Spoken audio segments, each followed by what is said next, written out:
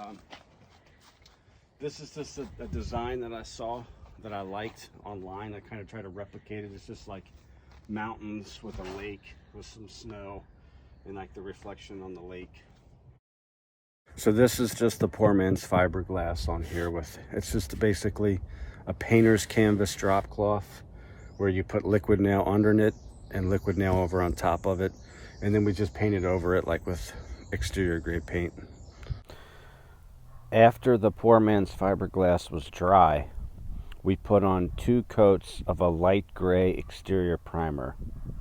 Then once that was dried, we put on 2 coats of an exterior grade matte light gray. And then the mountains was just like a dark gray that we picked out. The top is a little bit dirty now, but that's basically just Henry's white silicone paint from Home Depot. It's 100% silicone, 2 coats. Yeah, it only took 2 gallons of this Tropicool white roof coating, which went over top of the poor man's fiberglass. And I actually put 2 coats of gray primer on the whole thing before I painted with any exterior grade paint. Yeah, exactly 8 feet long. The height in the front is 39 inches in the front, and then in the back 59 inches. This part we kind of had go right into the bed. In between the wheel wells, I wanted to leave a little bit of room. So this part is 49 and a half. And then these parts that come over are 18 and a half. So the whole is right at 87 and a half.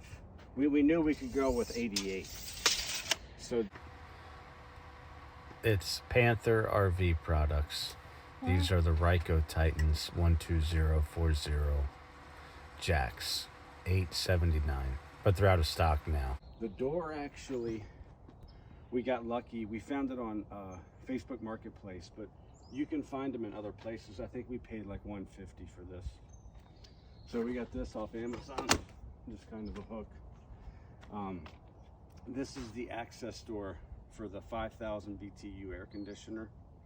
So the power actually comes down through the cabinets, and then I drilled down here underneath, and then I have the wires come out to here. Then I just run this thick, like 14 gauge wire to the power outlet, 30 amps. These are the straps. Another YouTuber recommended these. Here's the straps. They come 2 in a pack for about $30 on Amazon, and they just bolt through. So I have mine where there's 2x12 inside of the framing secured, and that bolt goes through the 1.5 inch clearance. I think the bolts are about 2.5 inches long, so plenty comes out. And I have one at each 4 corner of the truck bed attached to the camper. Actually put in a sink right here. When you first walk in, there's a sink. So if we just wash dishes or wash our hands, it comes down this, and then I can just empty the bucket whenever it gets a little bit in there. These are just kind of boxes for storage that we use, just so that we can climb up and down out of the camper. So another place for storage is in the front. When we get to our destination, we take a few things and set them in here inside of the cab. But while we're traveling, we can fit a decent amount of items in this overhead storage thing with ratchet straps. This is the one we picked off Amazon, the over the cab storage bag. We just used some ratchet straps, go all the way through into the cab. Here's the inside.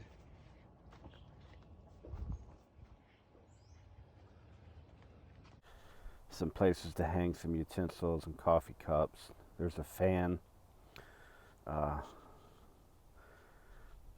We got the 12-volt fridge. My wife, she did all the decorations. So she hooked up the ivy with the lighting. She also picked out the color scheme from the walls to the cabinets to the hardware, the stain on the wood, the floor, everything.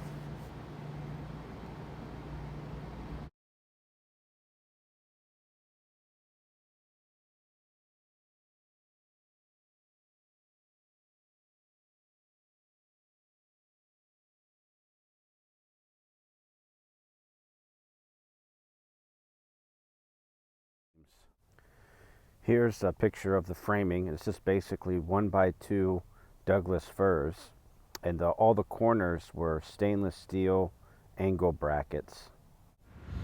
And then we sheeted the outside with 1/4-inch marine grade plywood, which is probably overkill. I think you could honestly get away with just 1/4-inch pine, as long as you're going to put the poor man's fiberglass on. And the nails we used were crown staples, which worked perfect. We just liquid nailed all the studs, put the sheets in place, and then I shot them with the nail gun with those crown staples. They're stainless steel ones. I'll show you the size with the link right now. Yeah, here they are here. 1.5" 18 gauge stainless steel staples. So you never have to worry about them rusting, and they're really strong. These work perfect. These like $40 for a massive box. Then after we sheeted it and liquid nailed it, we put on this 1.5" insulation around the inside. That gives it a lot of strength because you leave a 1/4-inch gap around the foam board, and then you liquid nail that in, and then you use this expandable foam. The yarn actually we used to hold them in place. I wish we would have used like a special adhesive insulation nail. I'll put a link in the description on what I wish we would have used. This nail, you just stick that on and you push your insulation over that nail, and that washer you squeeze on.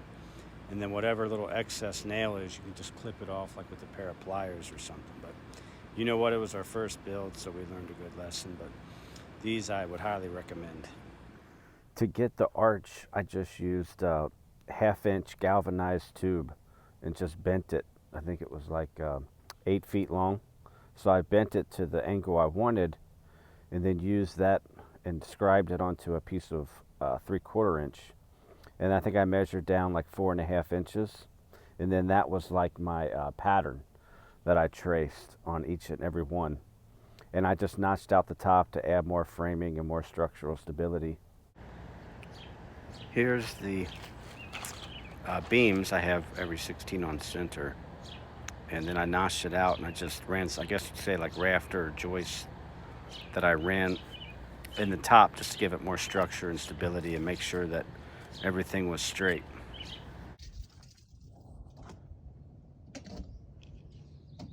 This is 83 and coming off the ground here.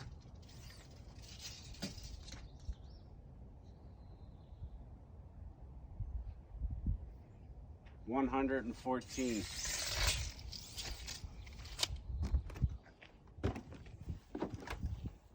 The height on the inside here, so I'm 6 foot, so I can stand completely up all the way up to like right here. It comes up to 6 foot 2 inches right here at this point. So you know, these lights too, they get pretty bright in here at night. It just takes 3 AAA. We got these from Home Depot for like $1.33 each. So the door opening is right at 24 inches to come in and out.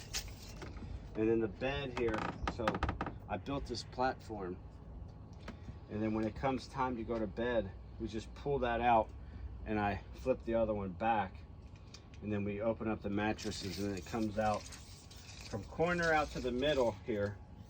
It's right at about 6 feet. So we kind of like that way better. When we originally did it, we were like laying side to side like this, but then if I had to use the restroom, then I have to jump up and wake everybody up. So it actually works better this way.